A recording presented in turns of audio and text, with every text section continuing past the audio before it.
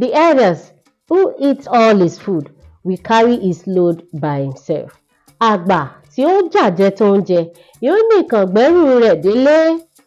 Ẹ̀rí bàgbàlagbà àtọmọdé bá jọ ń jẹun nínú àwo kan náà, ó yẹ kágbà ó jẹun ṣẹ́kù fọmọdé tán jọ ń jẹun tí ó fọ àwo tán bá jẹun tán.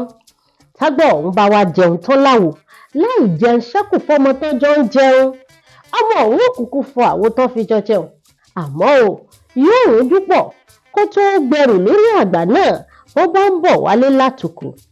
If you want to be honored and respected, it is necessary to be kind to those who are subordinate to you. Bó o bá fẹ́ dẹni ayé ń yẹ́ sí, tó o fẹ́ jẹ́ èèyàn pàtàkì láwùjọ táyé ń pọ́nlé, ó yẹ kó o jẹ́ ẹni tó làwọ́ o, kó o sì jó nínú rẹ̀ sọ́pọ̀lọpọ̀ èèyàn. Yẹmí Alárà ń pé àní dààmú o tí a ò sì ní ta.